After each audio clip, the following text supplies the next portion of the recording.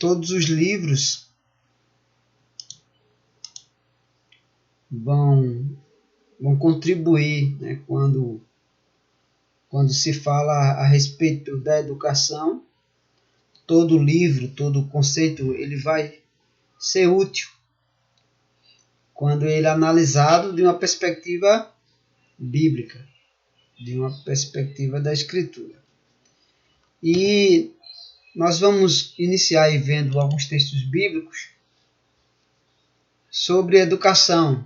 Como eu estava dizendo, quando se pensa em estudar a educação, normalmente na história da educação, fala-se um pouco da educação na antiguidade,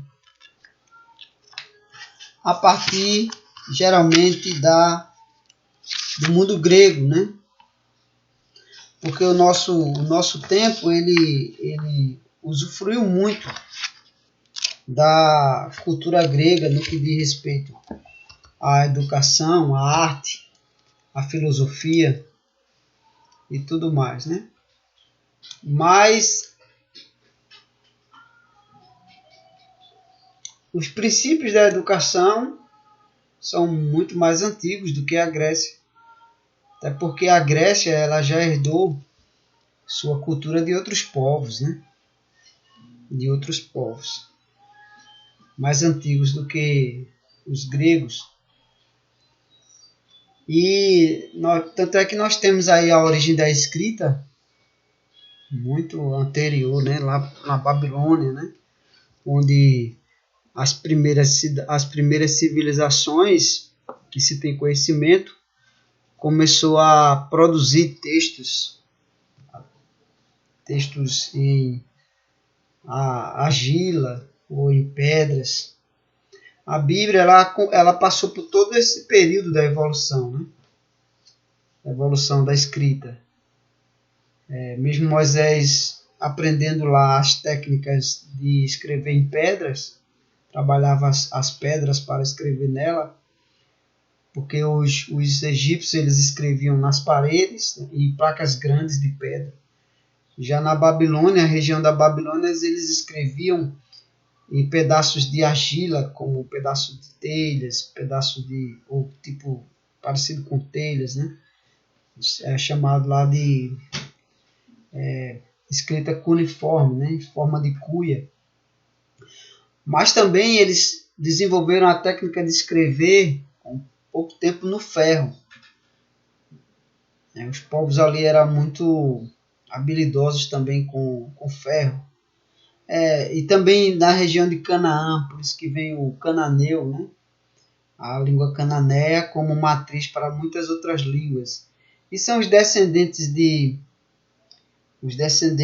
de Caim que vão desenvolver o trabalhar com ferro, né? Então, algum descendente,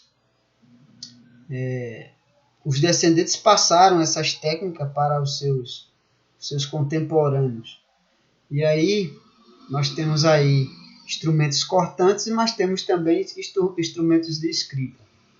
Aí você, quando lê a escritura, você vê o período da escrita em pedra, você vê o período da escrita em madeira, você vê em pergaminho, em couro, e por último em papiro.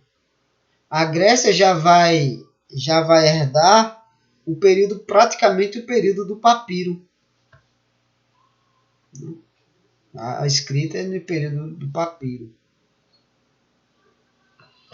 E quando a gente fala em educação cristã, a gente deve ir primeiramente para a escritura. De onde vem a ideia de educação cristã?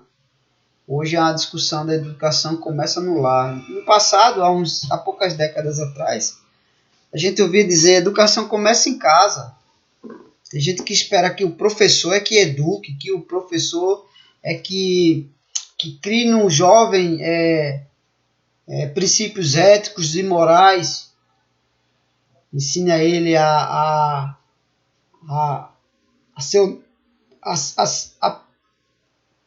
ensina ele a viver princípios de honestidade. Então, isso aí não é simplesmente a obrigação somente da escola de ensinar moral e cívica, como tinha antigamente, mas é a obrigação da família ensinar os preceitos éticos e morais. E aí a gente pode começar com um texto básico, um texto bem conhecido, quando diz assim: ensina a criança no caminho que deve andar. E ainda quando for velho, não se desviará dele. Estão lembrados desse texto? Provérbios 26, 22, 6.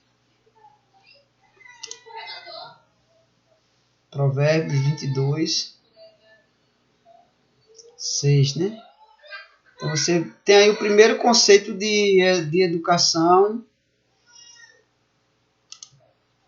a primeira referência que a gente lembra de educação, mas a gente vai para conceitos anteriores a esse. Ensina a criança no caminho que deve andar. Deixa eu abrir aqui o texto para a gente fazer uma breve análise, né? Primeiro conceito aqui, ensinar. O que é ensinar? Um texto hebraico. Ensinar tem o sentido de treinar.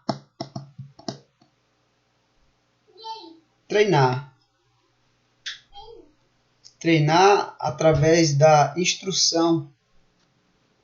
Então, quando ele vê ensina a criança, não é só dar um conhecimento teórico a ela, mas é treinar ela. Essa palavra vai ser transferida para o grego, palavras equivalentes na língua grega. Treinar a criança. Então, o primeiro conceito é treinar a criança, instrui a criança. E aí envolve uma ação contínua, né? Tanto é que o texto é uma ordem, está no tronco verbal, está no modo imperativo, mas está no tronco verbal, no calo, que é uma ação comum, uma ação natural, costumeira, uma ação simples. Não é nada de especial demais. É algo que deve ser habitual. Nós não temos aqui o tempo do verbo, mas a gente tem o modo como imperativo. Daí a gente entende que todo tempo é uma ordem para que todo tempo a criança seja treinada, né? Ensina a criança, treina a criança. E às vezes a palavra vem com o sentido de inculcar,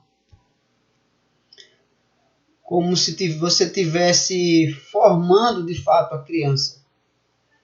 E essa palavra às vezes tem a extensão de como se você estivesse talhando uma criança. E aí vem a ideia do inculcar como você está inaugurando, você está moldando, você está guiando o crescimento. É como se você estivesse trabalhando naquela criança com ferramentas, com uma ferramenta. Tanto é que as metodologias são ferramentas. A pedagogia ensina ferramentas para trabalhar nas crianças, né? E aí vem uma expressão, a criança é como uma tábua rasa de fato, não tem nada escrito ainda, não tem experiência.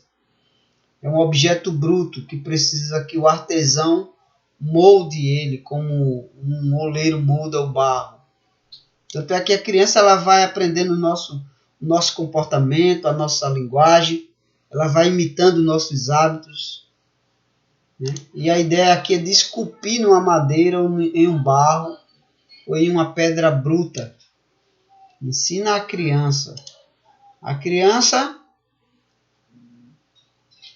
aqui pode ser um menino, um moço, um jovem, né? Uma criança em geral, né? E deve ensinar no caminho, preparar ele para a vida, como ele deve andar. Então, no caminho, mas no caminho no livro de Provérbios não é só o caminho da vida, mas é no caminho da vida eterna, né? Ensina a criança no caminho que deve andar. Na estrada, na jornada, na vereda, nos hábitos que ele deve ter, nos hábitos que ele deve andar, no curso da vida, como ele deve conduzir sua vida, referindo-se ao caráter moral, ao caráter, ao modo de vida, conduta. Então a palavra caminho na poesia hebraica, na língua hebraica, traz a ideia de conduta, modo de vida. Ensina a criança no modo de vida que ela deve andar. E ainda quando no caminho que deve andar. E o andar vai dizer respeito ao que ela fala, ao que ela faz, como ela conduz a sua vida. E ainda quando for velho, não se desviará dele. Não se afastará daquilo que ele aprendeu e tornou hábito em sua vida. Ele não vai se afastar, nem vai deixar de lado, nem vai excluir, remover de sua vida. E aí, o não se desviará, a palavra desviará, se desviar significa deixar de lado, abandonar, está no imperfeito. Ou seja, mesmo depois de velho, ele vai continuar vivendo aquilo que ele tornou hábito em sua vida. Aquilo que é um hábito de vida. E aí nós vamos ver de onde vem esse conceito aqui lembrado em Provérbios, por Salomão. Esse conceito, ele vai vir lá do Antigo Testamento, lá do Pentateuco, porque o livro de Provérbios vai lembrar a lei do Senhor constantemente. E aí vamos ver alguns textos. Como é que eu devo ensinar esse menino? Mandando ele para a escola, para ele ter uma boa vida, simplesmente mandando para a escola? Não, não é só mandando para a escola. Vamos lá, Deuteronômio 6, 4, 9. Deuteronômio 6,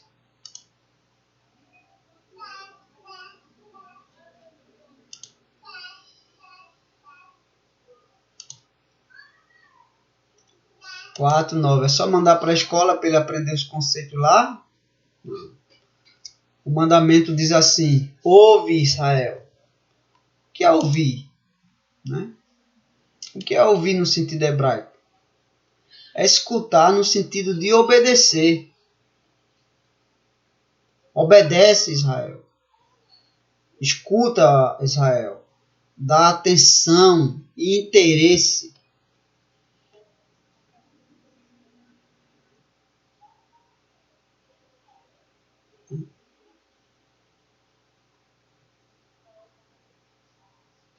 E aí o verbo está no cal, uma ação simples, a voz ativa, né? No modo imperativo também, sem um tempo determinado. É uma ordem. Ouvi, Israel. Obedece, Israel. E ele vai falar aí dos mandamentos para cumprir, para ensinar aos teus filhos.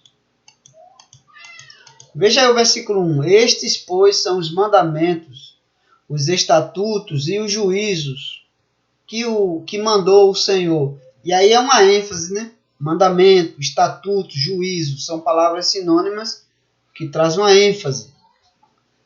Que te mandou o Senhor, teu Deus. Se te ensinassem. Então, ensina a criança no caminho que deve andar, e que o Senhor mandou, que o Senhor ordenou, que o Senhor encarregou, incumbiu. Então, o Senhor teu Deus te mandou que fizesse o quê? Que eles obedecessem e ensinassem.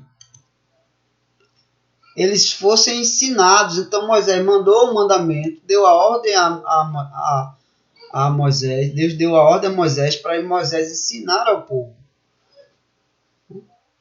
Para que eles aprendam a exercitar-se em obediência ao mandamento do Senhor. E aí o modo é infinitivo, o tronco verbal é o piel. O piel é um tronco verbal que tem um sentido de ensinar intensiva e intencionalmente, ensinar de forma intensiva, né? Intencional, repetidamente, prolongadamente. É uma ação repetida, prolongada. É um ensino intensivo. O intensivão. Aí vem o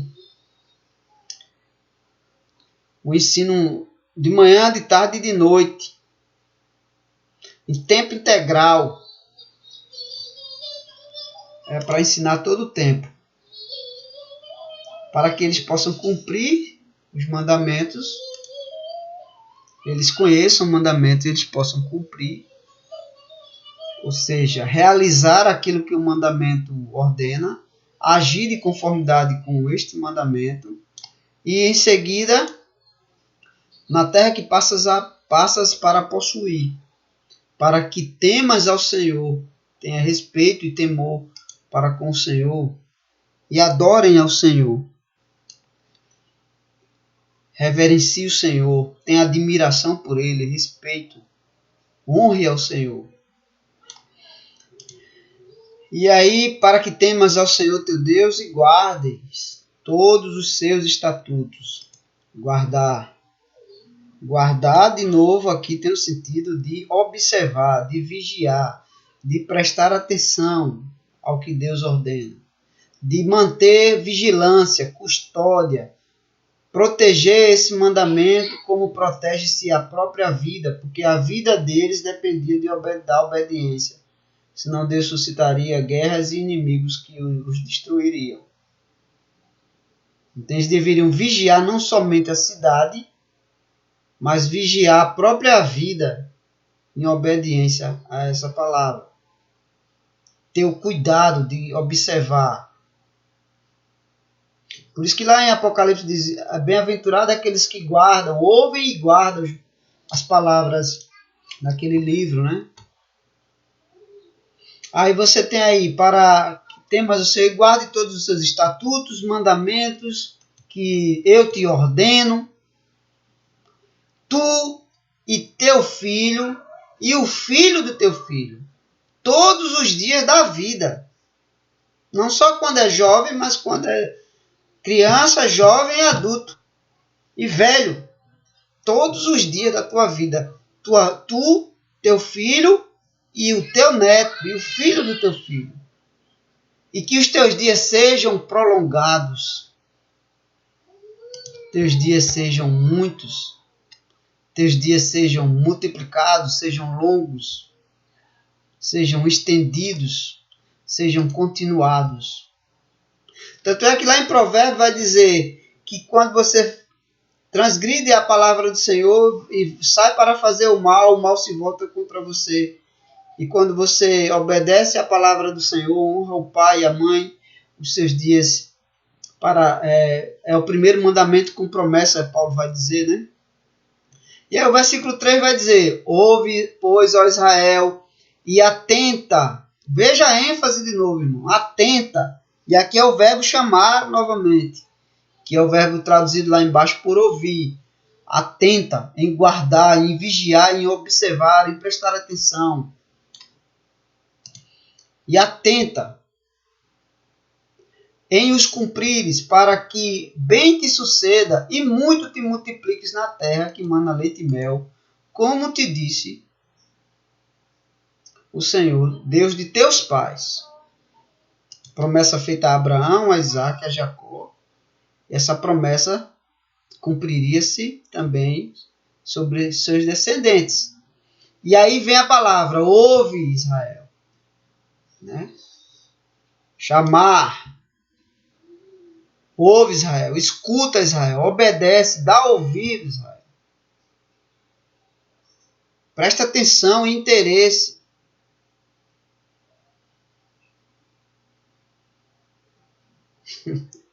Interessante, né? E aí ele diz, ouve Israel, ouve Israel, o Senhor nosso Deus é o único Senhor. Amarás, pois, o Senhor teu Deus, de todo o teu coração,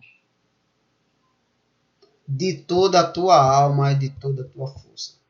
Essas palavras que hoje te ordeno estarão no teu coração, tu as inculcarás a teus filhos. E aqui tem a palavra, como é a palavra inculcar? É colocar na cuca da cabeça do menino. E como é que você coloca na cuca da cabeça do menino? Você está... É o sentido de fato, é aquele sentido de talhar. E a palavra tem até um sentido de afiar, aguçar. Por isso que no provérbio, lá no primeiro capítulo, você... Inculcar está quase com a ideia de perfurar lá, adentrar a mente do menino. Né? E é assim que o ímpio tenta fazer. Ele tenta adentrar na cabeça do seu filho através das palavras. Né? Então, aqui é ensinar, fazendo a criança aguçar o interesse da criança. Despertar o interesse da criança também. Você pega lá a ideia de Provérbios capítulo 1. Como é que ele faz? Ele faz às vezes por parábolas, enigma dos sábios, fazendo comparações, apresentando símiles, figuras de linguagem, exemplo do ímpio, comparando com o exemplo do justo, o resultado da vida deles, o resultado da vida do justo, o favor do Senhor, o juízo. Então ele está comparando e usando todos os recursos e meios para aguçar na cabeça da criança o interesse pela palavra de Deus, pelo mandamento de Deus. E aí você vai inculcar na cabeça da criança. Tu as inculcarás a teus filhos.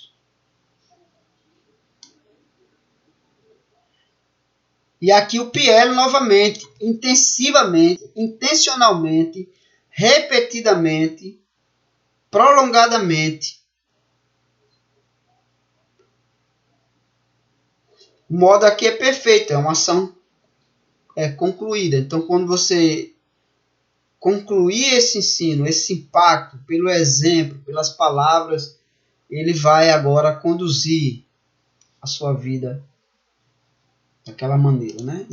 E aqui o PL dá uma ideia de uma ação repetida e o perfeito dá uma ideia de uma ação completa, ou seja, você vai ensinar em todos os aspectos da vida. Não só no aspecto teórico. Vamos para a igreja. Só passar uma horinha lá nos bancos da igreja. Não. Vamos para a igreja fazer o quê? Por que nós vamos? Qual é a intenção? Por que precisamos ir sempre, repetidamente, prolongadamente, conscientemente? Aí você vai vendo aí, ó, as expressões. Delas falarás assentado em tua casa. E o que é falar aqui? Falar é falar de forma clara, através de uma conversa, através de uma ordem, de um comando, através de cantando também a palavra de Deus, através de advertência. É o que Paulo vai dizer: criá-los na admoestação do Senhor, animando com a palavra, corrigindo com a palavra,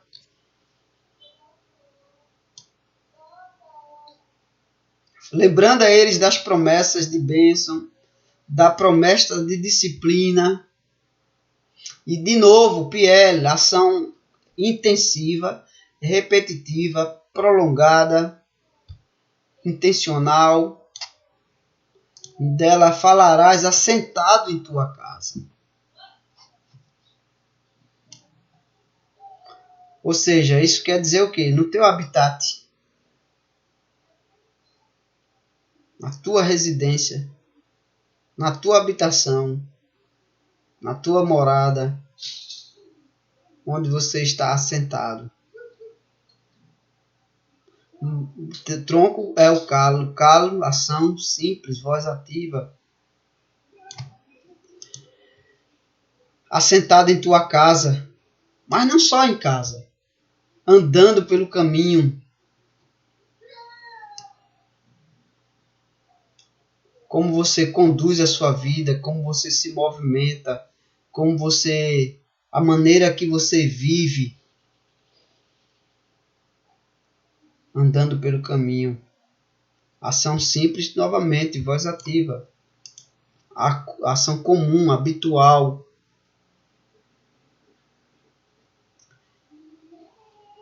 Imagina um pai que vai para a igreja, aí sai atrasado para o culto, aí no caminho pega um trânsito e vai xingando os motoristas na rua.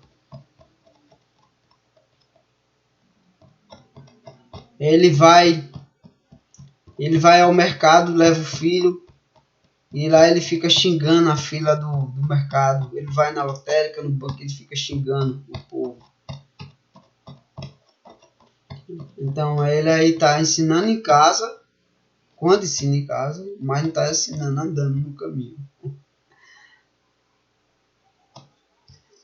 Mas ele diz mais: ao deitar-te e ao levantar-te. Ó. Ou seja, de manhã, de tarde e de noite. De manhã, de tarde e de noite. Não é só no culto de noite, não é só na igreja de noite, não é só na hora de dormir. Aqui quer dizer o exemplo, as palavras e o exemplo. A criança ela vai imitar o comportamento dos pais, querendo os pais ou não. Eles vão pegar as características dos pais. E aí nós temos aí ao deitar-te.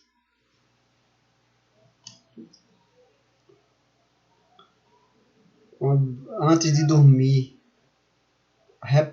estando na hora do repouso e ao levantar-te. Meus irmãos, pensa que é só fim de semana, é? Educação cristã não é só fim de semana, não. Na escola dominical. Ao se erguer,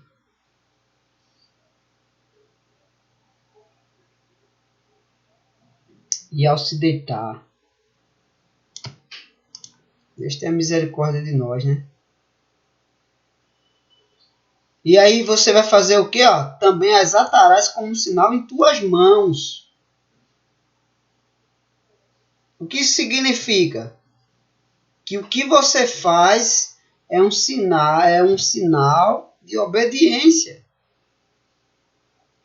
Os judeus pegaram isso tão ao pé da letra, literal, que eles amarram um tefilim no braço, com versículos talhados ali no couro, na caixinha, e será frontal entre os teus olhos. Ou seja, eles colocam amarram uma fita na tefilim, um pedaço de couro, e a caixinha fica aqui no meio da testa, com versículo. Escreverás nos umbrais da porta. Então eles têm lá o menorá, né? um pedacinho de versículo assim para eles lembrar quando eles vão sair, beijam o umbral da porta com um pedacinho de metal parecendo um pergaminhozinho, beijar, e ele será nos umbrais da tua casa, nas tuas portas, das tuas portas para dentro, o sinal das tuas portas para fora ao andar. Os teus atos, os atos de tuas mãos são sinal, são demonstração. O que é um sinal, né? Atarás como sinal. Um sinal, irmão, é uma marca distinta, uma bandeira, algo para ser lembrado, um símbolo, um estandarte, uma prova. Então, quando o sinal era algo para os outros verem a quem pertence aquele território, a quem pertence aquela família, a quem pertence aquele exército. Então, qual é o sinal de pertença ao Senhor? Além do selo da aliança, são os sinais que testificam, testemunham, lembram, é a marca nas tuas mãos e frontal entre os olhos, entre teus olhos. E aí vem a palavra faixas ou filactérios, né? Alonga os seus filactérios, é a palavra. Tefilim é a palavra filactérios, né? Eles amarram. E aí nós temos aí, e as escreverás no umbrais da tua porta. Havendo o Senhor, pois, teu Deus, te introduzido na terra que te prometeu a Abraão. Casas cheias. E aí veja lá embaixo, irmãos. Guarda-te para que não... Versículo 12. Guarda-te para não esquecer, que não esqueças o Senhor que te tirou da terra do Egito, da casa da servidão. E aí não guarda-te, tenha cuidado para que não esqueças do Senhor. Versículo 17. Diligentemente guardarás os mandamentos do Senhor teu Deus, os seus testemunhos, os seus estatutos. Farás o que é bom perante os seus olhos.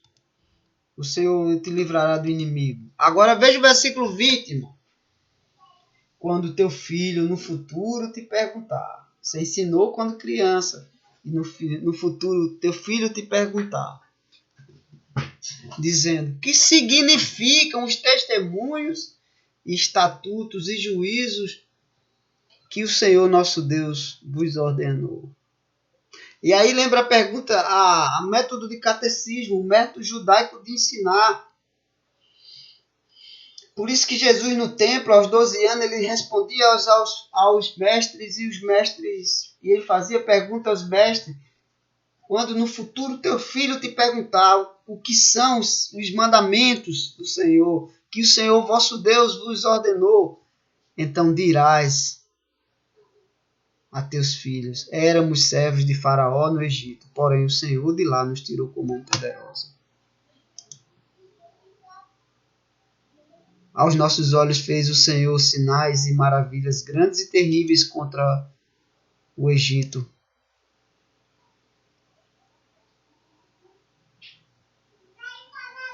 Contra o Egito e contra Faraó e toda a sua casa. E dali nos tirou para nos levar e nos dar a terra que sob juramento prometeu a nossos pais.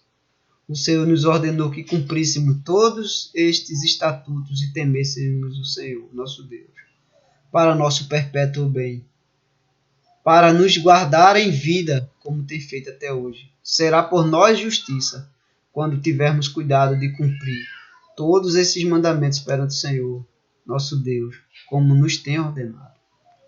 Imagine a pergunta também, você perguntar ao seu filho, meu filho, o que significa os mandamentos, estatutos e juízos do Senhor? E já que você ensinou, seu filho também pode responder. Seus filhos vão lhe lembrar dos mandamentos do Senhor. E você vai lembrá-los também constantemente desses mandamentos. A vivência familiar. Quando foi que o Senhor ordenou isto? A gente vai para Êxodo 12, né? Vamos lá, Êxodo 12. Educação. É a educação que Deus exige do seu povo. A educação cristã é aqui. Judaico-cristã. Esse é o princípio que Paulo vai dizer desde a infância. Ele sabe as sagradas letras. Êxodo 12. Para tornar o homem apto para a justiça. Para a boa obra. E a boa obra não é só a igreja, não. Êxodo 12, 14. Porque muitos pais falham na educação dos seus filhos. Porque pensam que a educação é só levar para a igreja. Para pintar desenho da Arca de Noé na escola dominical. Veja o que diz aí. Êxodo 12, 14. Este dia vos será por memorial. Ou seja, eles deveriam trazer a memória aos feitos do Senhor desse período, desse momento aqui. E o celebrarei com solenidade ao Senhor nas vossas casas, nas vossas gerações o celebrareis por estatuto perpétuo. 7 dias comerás pães, asmas, vai os detalhes da festa da Páscoa, né? E lá no versículo 24 em diante, eles deveriam guardar essas festas, os detalhes dela. Lá no versículo 24, ele vai dizer o quê? Guardai, pois, isto por estatuto para vós outros e para vossos filhos, para sempre. E uma vez dentro na terra que o Senhor vos dará, como tem dito, observai este rito. Quando vossos filhos vos perguntarem, veja de novo, o filho pergunta de novo, que rito é este? Que festa é essa? Que memorial é este? Aí respondereis, é o sacrifício da Páscoa ao Senhor, que passou por cima das casas dos filhos de Israel no Egito, quando feriu os egípcios e livrou as nossas casas. Então o povo se inclinou e adorou, e foram os filhos de Israel e fizeram isso como o Senhor havia ordenado. Então quando os filhos perguntassem, que rito é esse, pai? Eu acho interessante, não sei, acho que a Rafael também já presenciou isso, como nossos filhos ficam olhando o diácono, o presbítero passando com os elementos da ceia, né? Ele presta atenção, Rafael? João Calvino, presta atenção.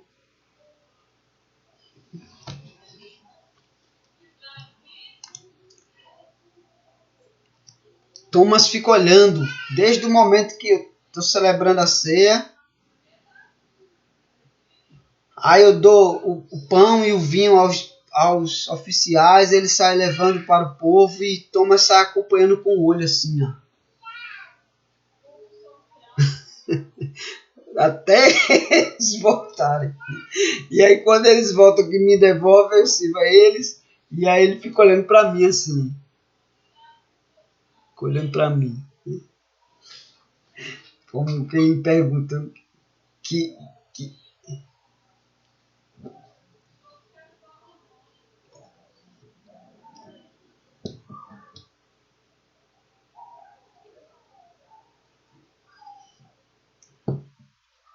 Thomas faz isso também. Aí você vê, que rito é esse? Por que todos os domingos a gente vai à igreja? Por que a gente não vai para a praia, não vai para o shopping nesse dia, não vai para o parque? Por que a gente tem que ir para a igreja? O que é que aqueles homens fazem? Porque as crianças, porque eles dão ali o pão, um pedacinho de pão, um pouquinho de vinho. Vai chegar um momento que a criança vai perguntar. Ela vai ver aquilo ali repetidamente. E vai chegar um momento que vai perguntar, que rito é esse? E o que é a palavra rito? Né? Que trabalho é esse? Que serviço é esse? Que obra é essa? Que é isso que nós estamos fazendo? serviço ao Senhor, memorial da salvação. O culto é o memorial da salvação. A Santa Ceia é o memorial da salvação. Memorial da aliança. Nós temos aí ainda outra coisa que eles deveriam lembrar. A educação é isso aí, ó. Êxodo 13, 9 e 14. Êxodo 13, versículo 9. Agora a lei, ó, nós temos a lei que lembra a ceia, e agora nós temos a lei que lembra o sinal da aliança, o batismo. No caso, a circuncisão aqui, né? Versículo 9 vai dizer. O versículo 8 já vai dizendo assim: naquele mesmo dia, contarás a teu filho, dizendo: e é isto pelo que o Senhor me fez, quando saí do Egito. E será como sinal na tua mão, e por memorial entre teus olhos, para que a lei do Senhor esteja na tua boca, pois com mão forte o Senhor te tirou do Egito. Portanto, guardarás esta ordenança no determinado tempo, de ano em ano. Né? E aí vai o versículo 14, ele vai lembrar agora da lei do resgate. Versículo 13 já vai dizer. Versículo 12 já diz: apartarás para o Senhor todo que abrir a madre e todo primogênito dos animais que tiveres. Os machos serão do Senhor. Porém, todo primogênito da jumenta resgatarás com o cordeiro. Os animais primogênitos eram sacrificados ao Senhor. Já o da jumenta seria resgatado. Teve uma aula de teologia bíblica que a gente falou desse texto, foi? O Jesus entra com o jumentinho, né? Ele é o primogênito de Maria e entra com o jumentinho. Ali sinal lembrando a lei do resgate. O jumentinho primogênito seria resgatado com cordeiro. E aí nós vemos o nosso cordeiro montado no jumentinho. Jumentinho, filho único, jumentinho. Né? E aí, o jumentinho não foi morto. Por quê? Porque o cordeiro resgatou. E aí nós vemos Cristo com o jumentinho. O cordeiro do resgate entrando junto com o jumento para ir levar a cabo o seu rito, a sua cerimônia da aliança e do resgate. Percebe? Jesus é o nosso resgatador e resgatador de nossos filhos. E aí vem... Se o não resgatar, será desnucado. Será morto. O que é ser desnucado? Será quebrado o pescoço do animal. Mas todo primogênito do homem entre teus filhos resgatarás. Na relação. Quando teu filho amanhã te perguntar, aí o teu filho pergunta. Teu filho vai ver outras crianças, não só sendo apresentado ao Senhor. Olha aqui, Senhor, meu menino nasceu, viu? Aí o Senhor, é da família da aliança, te pertence, viu, Senhor? Aí o Senhor pergunta, cadê o selo de pertença? Cadê o selo da aliança? Não, mas ele ainda não decidiu se quer ter, Senhor. Não, toda aliança é minha, os filhos são meus, então cadê a minha marca? Né? Cadê a minha marca? A marca que me pertence. Aí você tá ali, o menino, né? Quando teu filho amanhã te perguntar, quando teu filho vê outras crianças sendo apresentadas, recebendo o selo da aliança, ou os seus irmãozinhos, aí ele vai perguntar, que rito é esse? Por que as crianças estão recebendo este sinal da aliança?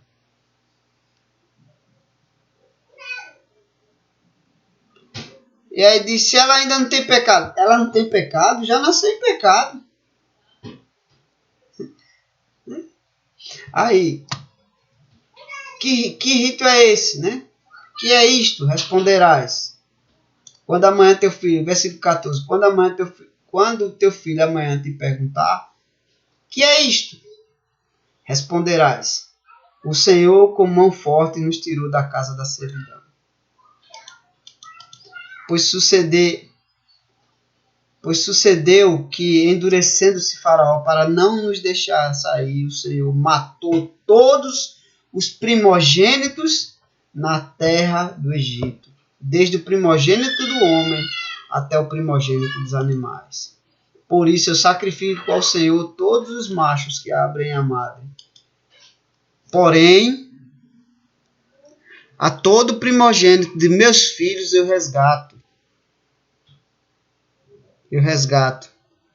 E isto será por sinal na tua mão e por frontais entre os teus olhos, porque o Senhor com mão forte nos tirou do Egito. Será um sinal na tua mão.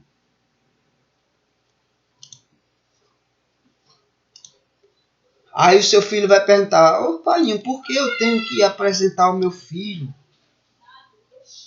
Porque eu tenho que aplicar nele o selo da aliança, que ele pertence ao Senhor. Isso não quer dizer que o selo da aliança vai salvar, mas é uma promessa.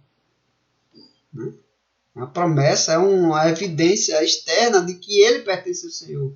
E pela fé eu creio. Então você vai lembrar ele, ensinar ele o que ele deve fazer. Vamos lá agora em Josué.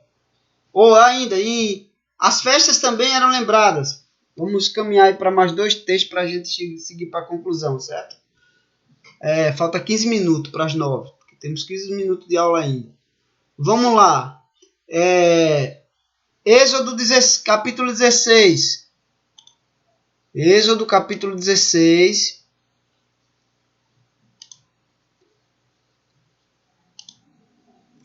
Versículo 33 e 34.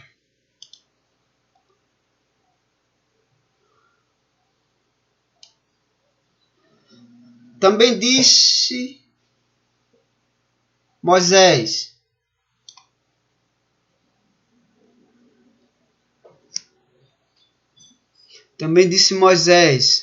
a Arão, toma um vaso, mete nele um gomer cheio de maná e coloca diante do Senhor para guardar as vossas gerações.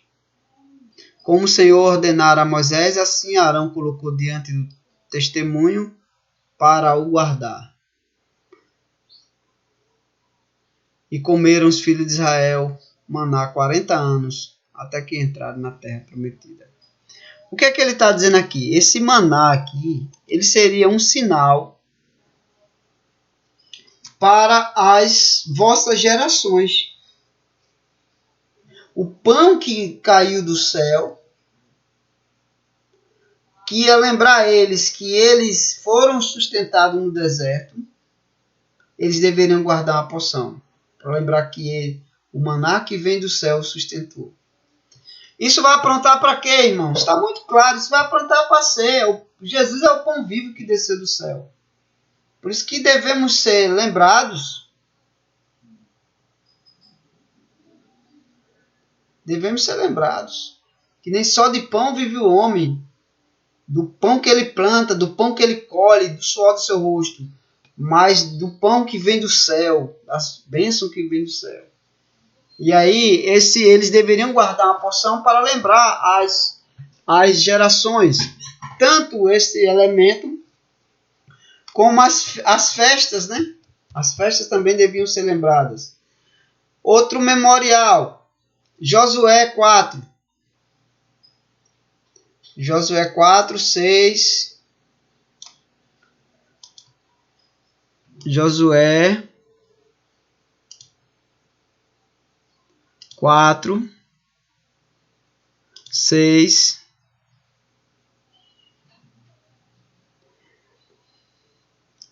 Quando eles estavam já na terra prometida, entrando, conquistando a terra, no meio do Jordão.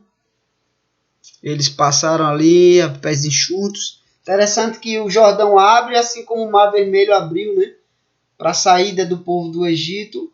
O Jordão abre para a entrada do povo na terra. Mostrando que como Deus foi com Moisés, Deus estava sendo com Josué. E Deus permanecia com o seu povo. E aí, o que eles deveriam fazer? Eles deveriam levar a Arca da Aliança. E esta arca isso seria um sinal para que isto seja por sinal entre vós, e quando vossos filhos no futuro perguntarem, dizendo: que significam estas pedras? Quando ele amontoou as pedras ali como um memorial, né? Que significam essas pedras? Então lhe direis que as águas do Jordão foram cortadas diante da arca do Senhor. Em passando elas foram as águas do Jordão cortadas. Essas pedras serão para sempre por memorial entre os filhos de Israel. E eles fizeram como o Senhor havia ordenado, um altar, né? No versículo 21 vai dizer algo a respeito disso. Versículo 20, as 12 pedras que tiraram do Jordão, levantou-as Josué em coluna em Gilgal, e disse aos filhos de Israel: quando no futuro vossos filhos perguntarem a seus pais, dizendo: que significam estas pedras? Farei saber aos vossos filhos, dizendo: Israel passou a seco este Jordão. Porque que o Senhor, vosso Deus, fez secar as águas do Jordão entre vós, para que passasseis como o Senhor, vosso Deus, fez ao Mar Vermelho, a qual secou perante nós até que passamos, para que todos os povos da terra conheçam que a mão do Senhor é forte, a fim de que temais ao Senhor, vosso Deus, todos os dias. Então, para que nós devemos ensinar o temor do Senhor aos nossos filhos? Não é só para o bem dele, mas para que as outras nações conheçam, os outros povos. É por isso que lá em Juízes, vamos lá em Juízes 6:13. Juízes 6:13. Já nos dias de apostasia, né? Veja o que eles são lembrados aqui. Juízes 6:13.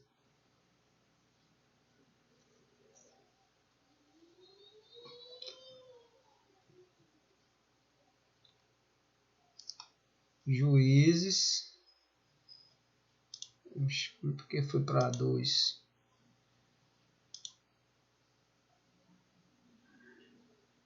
Juízes. Meu filho, não brinque não. Juízes 6:13. Respondeu-lhe Gideão: ai, Senhor meu Deus. Ai, Senhor meu. Ele estava se referindo ao Senhor dele. Ai, Senhor meu. Se o Senhor é conosco, por que nos sobreveio tudo isto? E o que é feito de todas as suas maravilhas que nossos pais nos contaram, dizendo: não nos fez o Senhor subir do Egito? Porém agora o Senhor nos desamparou e nos entregou nas mãos dos midianitas. Então se virou o Senhor para ele e disse: vai nessa tua força e livra Israel da mão dos midianitas. Porventura não te enviei eu? Irmãos, eu fico impressionado com esse texto. Porque na hora do aperto, o que é que eles deviam lembrar? Ensina a criança no caminho que deve andar, e quando ele for velho, não se desviará. Quando ele tivesse no aperto, o que é que ele ia lembrar? Os poderosos feitos do Senhor, que os seus pais lhe contaram. Se o Senhor foi com nossos pais todo esse tempo, por que nos veio esse mal? E aí eles sabem por que veio esse mal sobre eles. Eles sabiam. Essa aqui é uma pergunta retórica. Era uma pergunta que eles já sabiam a resposta. Estava em pecado, a nação de Israel estava em pecado. E aí, o que eles estavam lembrando? E o que eles deviam lembrar? Que Deus disse a eles que se eles pecassem, seriam afligidos na terra prometida. Mas o Senhor os livrou e o Senhor ainda os livraria. Por isso que eles, vai nessa tua força e livra Israel. Ou seja, lembrar os feitos do Senhor significa preparar nossos filhos para encarar qualquer problema na vida debaixo da consciência de que Deus é soberano. Salmo 78, vamos lá, finalzinho aí. Salmo 78, versículo 3 e 4. Ele vai repetir o que ele diz aqui. O Salmo 78 lembra os feitos do Senhor em toda a história, não é um salmo didático. Salmo 78, versículo 3 e 4. Ele vai lembrar todos os feitos do Senhor até os dias de Davi, né? Salmo 78, 3 e 4. Olha o que ele diz. O que ouvimos e aprendemos. Primeiro versículo primeiro diz assim: escutai, povo meu, a minha lei, prestai ouvidos às palavras da minha boca, abrirei os lábios em parábolas e publicarei enigmas dos tempos antigos. O que ouvimos e aprendemos, o que nos contaram nossos pais, não o encobriremos a seus filhos, contaremos à vindoura geração os louvores do Senhor e o seu poder e as maravilhas que fez. E ele vai lembrar todos os feitos do Senhor nesse salmo.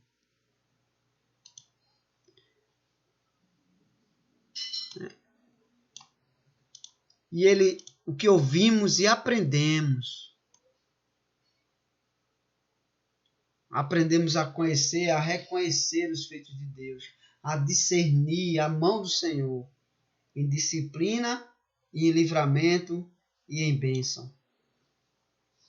Eles foram instruídos nisto. Eles sabiam.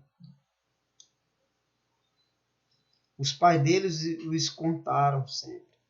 O tronco é o calo, o modo é imperfeito, ou seja, os pais deles contaram sempre. Tem um hino no Inário Presbiteriano que diz assim: já nossos pais nos contaram a história de Deus falando com muito prazer, que das tristezas e dos grandes perigos Deus o salvou com seu grande poder. Se o Inário canta, nos hinos modernos canta isso, que dirá os salmos, irmãos? É por isso que Paulo diz aos Efésios: falemos uns aos outros com salmos. Falemos uns aos outros com salmos. E aos Colossenses ele diz: cantemos salmos. E aos Efésios ele diz: falemos uns aos outros com salmos. Por quê? Porque os salmos cantam os feitos do Senhor. É por isso que lá em Apocalipse vai dizer assim. Apocalipse 15 diz como? Como é que diz Apocalipse 15? Quem lembra? Apocalipse 15, ele diz assim, ó.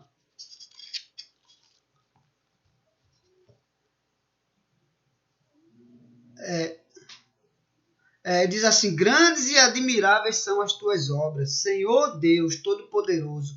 Justo e verdadeiro são os teus caminhos, ó Rei das nações. Quem não temerá, quem não glorificará o teu nome, ó Senhor? Pois só tu és santo. Por isso todas as nações virão e adorarão diante de ti, porque os teus atos de justiça se fizeram manifestos. Foram manifestos e foram conhecidos e foram ensinados, geração após geração. É por isso que lá em Lamentações, quando a cidade estava sendo destruída, o que Jeremias diz não são vãs palavras de esperança, mas palavras de esperança fundamentadas nos feitos do Senhor. Quando ele diz assim: quero trazer à memória o que me pode dar esperança. O que é que podia dar esperança? Vamos no contexto imediato de Jeremias. Deus disse a Isaías, a Jeremias, e no tempo dele, que ele destruiria a terra. E Deus estava cumprindo aquilo, ele escreve a lamentação porque ele viu aquilo. Mas depois da destruição viria a restauração. Quero trazer à memória as promessas de restauração depois do juízo. Mas depois ele ainda disse, ele ainda está lembrando os feitos do Senhor no passado. Quando Daniel orou na Babilônia, ele disse assim, o Senhor havia dito que se nossos pais pecassem, seríamos trazidos, levados para a terra estranha, seríamos escravizados, seríamos expulsos da nossa terra. Então isso que o Senhor disse lá a Moisés, o Senhor está cumprindo. Então, mas o Senhor também disse, lembra-te, Senhor, das tuas misericórdias. E é por isso que Jeremias diz assim, as misericórdias do Senhor são a causa de não sermos consumidos. Porque há esperança ainda de restauração, de vida, né? E de volta à terra prometida. Então, quero trazer a memória. Então, se você ensina aos seus filhos os feitos do Senhor, quando ele estiver passando por tribulação, ele vai trazer a memória como Deus agiu no seu povo. Como Deus agiu na história do seu povo. Como Deus os abençoou, como Deus os disciplinou, como Deus os livrou, como Deus os perdoou. Percebe? Ensina a criança no caminho que deve andar. E quando for velho, ele vai se lembrar dos feitos do Senhor. Por isso que ele diz, o que ouvimos e aprendemos, o que nos contaram nossos pais. Não encobriremos a seus filhos, nem encobriremos a nossos filhos, nem a nossos netos. Contaremos às vindouras gerações louvores do Senhor, o seu poder e as maravilhas que fez. Lembra lá de Gideão? Qual foi a pergunta que ele fez? O que houve com o Senhor? Que os nossos pais nos contaram, que fizeram maravilhas, que desbaratinou a nação dos inimigos, que destruiu o Egito, a nação mais poderosa de sua época, uma das nações mais poderosas de sua época, o exército mais poderoso, o povo fraco, oprimido, escravo, como o Senhor tirou eles de lá com mão poderosa e destruiu o exército de Faraó no mar. Esse salmo aqui vai dizer que eles foram destruídos no mar. Então, ensinar a criança é ensinar a ela que tudo que acontece, porque é isso que deve ser ensinado às outras nações. O que é pregar o evangelho às outras nações? Não é só que Deus salva o homem, mas é que Deus vem julgar a terra. Todas as nações, todos os joelhos se dobrarão perante ele, virão diante de ti e te adorarão, como o livro de Apocalipse conclui aí, no capítulo 15. Então, isso é que se chama educação cristã. Começa pela Bíblia. Vou passar uma tarefinha para vocês, certo? Comecem aí lendo. Eu quero que vocês comecem lendo 3 textos. 3 textos. Leia aí Douglas Wilson, eu mandei aí o material para vocês. Compre o livro Douglas Wilson, Educação Clássica. A Didática Magna e o texto de Lutero sobre educação. Certo? Se possível, para a gente comentar na próxima aula. Ok? Comecem lendo o texto de Lutero, Didática Magna e o livrinho de Douglas Wilson. Comecem lendo.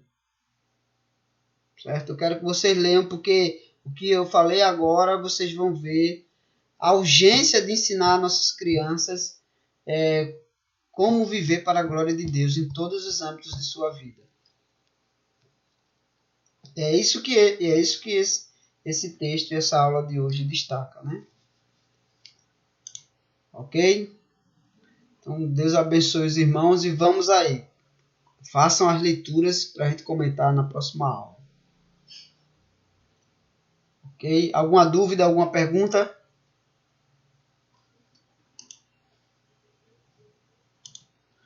Vamos orar então, né?